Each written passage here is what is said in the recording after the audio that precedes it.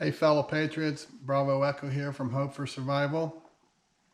And in this podcast, I want to talk to you about probably my favorite subject, and that's risk analysis.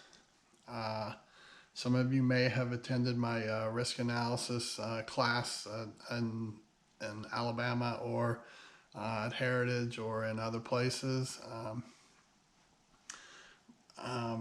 For me personally, I believe that risk analysis is one of the key ingredients to have a successful plan, whether it's your food plan, setting up your security plan, setting up your family communication plan, and so forth. Um, so let's talk about risk analysis. By failing to prepare, you are preparing for failure. That's pretty clear.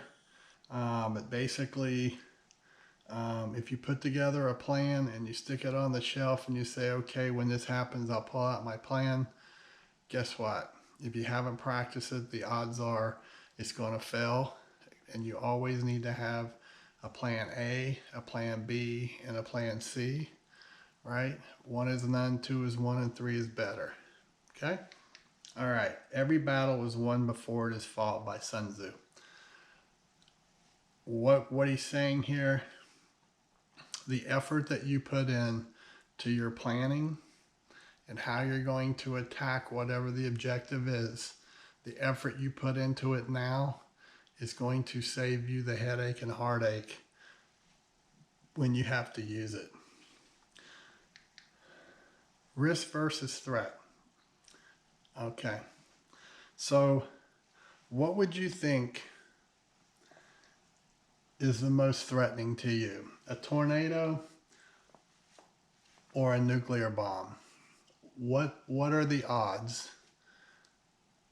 The most likely odds that you're going to have a tornado or you're going to have a nuclear bomb. Okay? Risk and threat. Okay? Having food or not having food or water equals common sense. A lot of this is common sense. All right?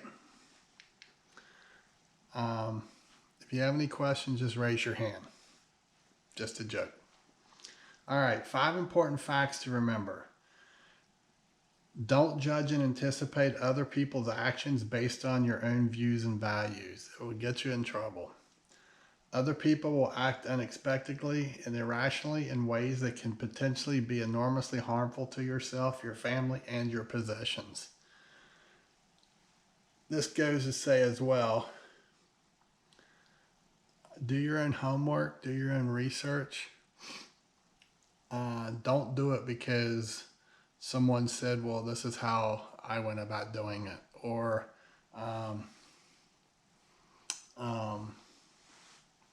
they may tell you it was successful, but it may have been the 5th time they tried it.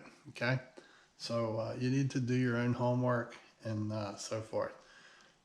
In an adverse scenario with normal social order disrupted, other people will feel justified in taking everything from you, including definitely your dignity and quite possibly your life. Even though there is no possible logic to this, do not expect a breakdown in society to bring out the best in everyone. It will bring out the worst in sufficient numbers of people as to pose major problems. Did we not just witness this in the last 30 days when the coronavirus first started? How the unprepared went into a panic frenzy. I wrote about this in the book as well. Witnessed it back in 2011. We had the multiple Cat 5 tornadoes down in Huntsville. How human nature was selfish and the people in some cases were not willing to help people in need. If you actively protect your property and yourselves, you're likely to deter all but the most determined or desperate of looters during the early stages of any civil breakdown. Later on, when looters are no longer motivated only by greed, but instead by fear and the need for survival, the situation will become more extreme. We never know when rioting might suddenly break out. The trigger events and the degree of response can be unexpected and disproportionate. But don't underestimate the rioters. They include organized gangs of roving opportunists who are coordinating, communicating among themselves to plan their actions against towns, neighborhoods, communities, and homes. There was a study conducted at the University of California, I believe, or Stanford, 10 or so years ago, and tests that they conducted and so forth. During periods of intense periods of societal collapse of the humans, the teenage child is the most violent when it comes to starvation and defending or being violent against you to take food. Rioting can spread through a region and reach into unrelated communities because the rioters aren't only on foot. They have cars too in most cases. When a metro area becomes infected by rioting somewhere, the entire metro area becomes at risk. So imagine you ride the tram or the metro, and you're riding it and everything's fine and the door opens, and when you step out, you're in the middle of a riot. What is your plan? Have you thought it through? All right, the preparer versus the prepper. I talked about this earlier this morning. I was doing a radio interview with a radio station out of Huntsville, WTKI, and it was one of the things I was pointing out. Preparedness is a 24/7 plan for all events, right? So it's why I pointed out when the frenzy went on for buying toilet paper and masks, it wasn't the folks who were preparers. It was the individuals who were not prepared. Okay, the preppers got the blame for it. But anyone who is prepared will already have retracted back to their safe place, and they will not take part and be around, especially with a virus spreading. Okay, so the difference in a preparer and a prepper is a preparer prepares 24/7 for all situations, where a prepper is preparing for a single event, which is doomsday. Okay, so a preparer has a 24/7 personal insurance policy, where a prepper is putting things into a doomsday scenario. What is a risk assessment and management? Risk assessment is a systematic process of evaluating the potential risks that may be involved in a projected activity or undertaking. Risk management is managing the identified risk and determining mitigation steps to offset the threat or else accept it.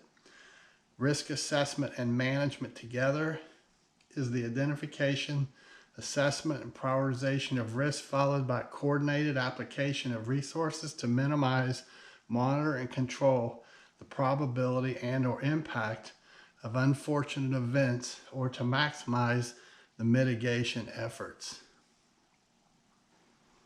So a good example recently on a large scale was back in January, when the coronavirus started spreading. The president took action to mitigate the threat by preventing flights from China from coming in to the West Coast. Okay, the first cases of the virus hit was in Washington State, right? So he stopped those flights from coming in there, and also from coming into New York City. Then that was a mitigation to the threat. And then when the virus started spreading in Europe, specifically Italy, then Spain, he came out and made an announcement that he was stopping all flights coming from Europe. Those are mitigation against the threat, okay, to curb the impact of that threat. Couldn't stop it completely. Managing risk. Individual preparers know that financial self-sustainment is an essential starting point. Self-determination is predicated upon this. The government's job is to create an environment in which individuals and businesses can optimize their performance. When disaster strikes, having a sound foundation on which to respond is most advantageous. What if the disaster undermines the foundation and immediately depletes your capacity to respond and to react? That is the type of thing that risk managers contemplate daily. Preparing is essentially all about risk mitigation, right? We don't know what we don't know. We're preparing based on unknown threats. However, we know when those threats occur, back here, we're going to have food, water, shelter, and security, okay? And we want to then separate ourselves from the 90% of the unprepared. Well, with the coronavirus, the advantage was that also offered us social distancing from the invisible threat, which was the virus, okay? Preparing is basically hedging bets by taking today's resources and converting them into some future gain. Some consider it as an investment on the unknown. It's like an insurance policy on day-to-day preparedness. We're preparing for the unknown.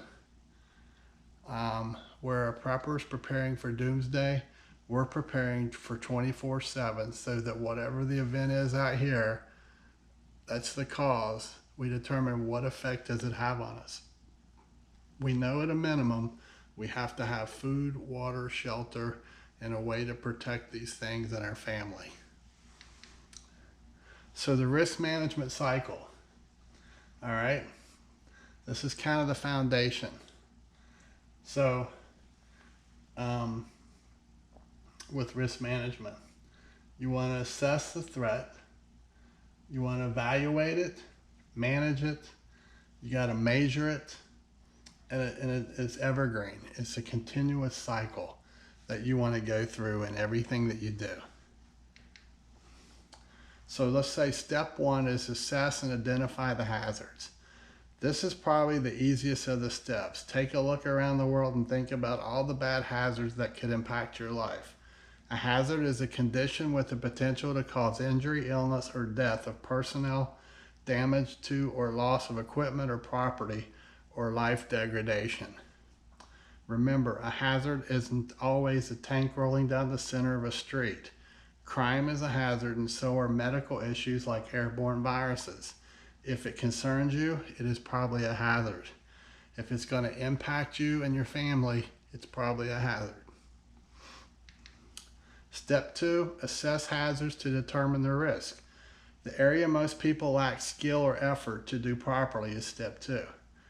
These are some things out in the world or the community that could hurt you really bad but aren't catastrophic. A nuclear bomb exploding above your city, taking out your power grid. This is much more likely to happen than the universe exploding, much less catastrophic. Between the two sets are a lot of fuzziness. All right, so step two, assess the hazards to determine the risk. Continued. What is the severity? Is it catastrophic? Is it critical? Is it marginal? Or is it negligible? What is the probability of it happening? Okay. What is the frequency, the likelihood? Is it occasional? Is it seldom? Or is it unlikely? So in Huntsville, Alabama, we may be talking about the power grid going down and planning, how are we going to survive if an EMP hits? But the biggest threat to you in Huntsville, Alabama is a tornado, because we're in Tornado Alley, right? So there's a higher likelihood of a tornado hitting you than of an EMP striking, which it would be seldom, you would like to think, or unlikely. Putting them together will give you 4 different categories of risk: low risk, moderate risk, high risk, and extremely high risk. Risk assessment. All right, this is an example. Let's look at the flat tire hazard and assume that you have mediocre tires that are fairly well worn. How probable is it? Well, here's where a lot of people mess up. We're not ready for that yet. We've identified a hazard, but not a risk. What's the risk due to a flat tire? In this case, there are several. Getting hurt because you wrecked your car, getting in trouble because you're delayed for work, being attacked because you're stuck at night in a bad neighborhood, and so on. What are the risks? The big thing about using this tool is that you just put it where you think it fits best. As long as you do the same kind of in your head measurement to all the risk you're looking at, it all balances out. What is the severity? That will depend on when it happens. If there is minimal impact, the severity will be logged as marginal. It's not life-threatening, but you wouldn't want it to happen daily. Looking at the chart, we can have a marginal threat that seldom happens. That gives you an L for low risk. Another example would be being attacked, and it would be catastrophic risk. That's unlikely because you probably don't spend a lot of your time driving through bad neighborhoods. If you do, just move it up, adjust the level. A catastrophic risk that is unlikely, you would document as an M on your chart for moderate risk. If these are the only risks due to the hazard, then you're done assessing. Time to move on to the next step. Step 3, develop controls and make risk decisions. This seems to be a really hard thing for some people because they simply don't like to make decisions. In step 3, you must decide what controls you're going to take to make sure certain things don't happen. You must decide. Avoid bad neighborhoods, get better tires to decrease the likelihood of a flat, carry a gun, have a cell phone on you to call for help, take a self-defense class, wear body armor. For getting in trouble for being late to work, have a cell phone with you to call in that you're going to be late, get better tires to decrease the likelihood of a flat, work on your relationship with your boss, get a different job.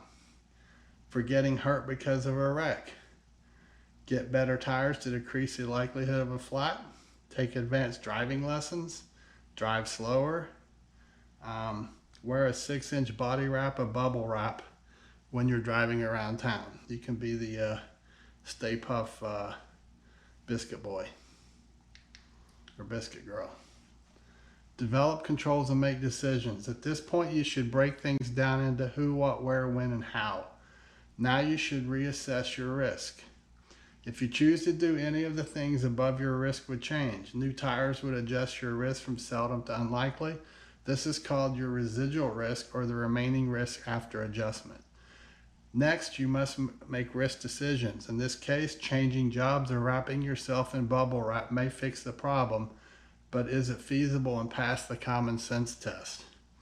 Especially if you have on bubble wrap with body armor underneath it. Each control comes at a cost. A new job means a resume process, looking for the job, the interview, possibly less pay. Bubble wrap is cheap, but it can impact your driving and cause you to wreck. Step 4, implement controls. This stage is you just doing the stuff you said you were going to do. This is implementing mitigation steps and controls to offset the threat or vulnerability. Or this is accepting the risk and doing nothing because of cost, lack of resources, or inability to mitigate because of a lack of time. Step 5, supervise and evaluate. Once you have the new tires or whatever you decide to do, you need to determine if things improved. If you decided to get along with your boss better, how's it going? Is it less likely you would get in trouble now for calling in late with a flat tire? So, ask yourself, why did you go through all this in the first place? Prioritization. Preparing for a complete collapse of society is not only a huge, complicated, and expensive project, it is not as likely to happen as things like a house fire, losing your job, or getting hurt in a car accident. If you're building an underground bunker and don't have a couple months of expenses saved up, your priorities are out of whack. What is the most likely scenario you could face? A tornado or an EMP, a flood or a total economic collapse, catching the flu or contracting coronavirus. So steps in your priorities. The previous steps are the nuts and bolts of the prepping plan. You will use the common sense factor with each item or step and decide that some things won't require assigned categories. Consider doing this at high level and then break things down as you go. Remember, the average preparer is concerned with multiple things and not focused on just a single possible event. This is where a lot of folks that I engage, I worry they're going to get bit in the behind because they focus on a single event. They're focused out here and they don't give realization that if this happens, and this is what they're kind of wanting to happen, the ramifications of this happening is going to also have consequences to their direct life, and they're not preparing for it. They're looking out here and they're not looking close in to direct. They're not mitigating that possibility. All right. Look at all hazards and how they could affect your life. Then break them down into things that you can do something about. Decide the cost, the personal and monetary cost versus the result of doing nothing about it and accepting the risk. Consider that one thing could possibly help in multiple hazards or lots of risks. Focus your attention here. This is the 1 is none, 2 is 1, and 3 is better. If you have a piece of equipment that may help you in 2 or 3 different areas, then you don't need a tool for each. You don't need all 3. Find things you can cross use. Okay. Identify skills versus stuff. This is where they come into play. Buying stuff can help control risk because you may have that stuff available when you need it. Stuff, though, has a cost in money, space, time, and weight. And you may not have it with you when you need it. It'd be like trying to carry 5 bug-out bags. Skills. Skills don't cost space or weight. I like to call skills gold. And you always have them with you. Learning takes time and sometimes money, although with the advent of the internet, that cost is usually negligible. So it's free. All right, risk management planning. This is the risk assessment. Like we were talking about earlier, the risk management planning. You do the risk analysis, you do the evaluation, the risk acceptance, yes or no, risk mitigation control, and the ongoing evaluation process. It's evergreen. So in risk analysis, you identify the system, identify hazards and possible harms. Evaluation, estimate and justify, document risk control, probability, severity. Acceptance, compare risk with acceptance criteria, accept or reject. Mitigation and control, estimate cost of mitigation versus non-mitigation, define and take actions for mitigation. Ongoing evaluation, monitor for new harms, monitor risk levels, update plan, and take actions.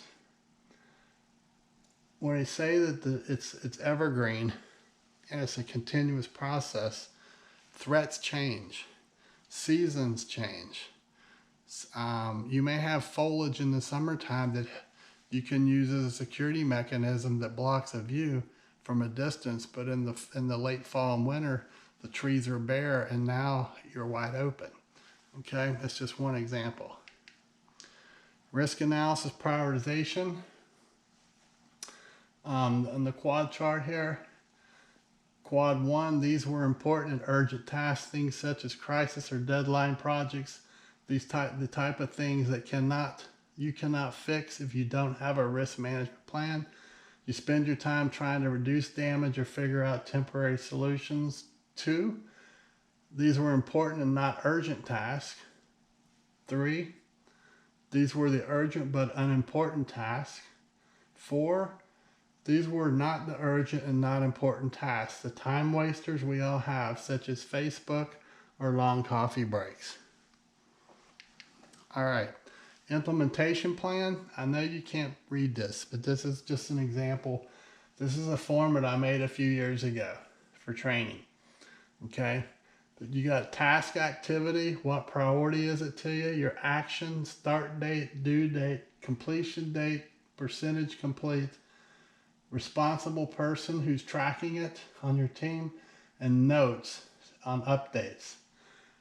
Your risk management plan, it's high, conduct assessment, 15 July, due date 30 July, completion date 30 July, 100% complete, and it was conducted by Bob Slacker.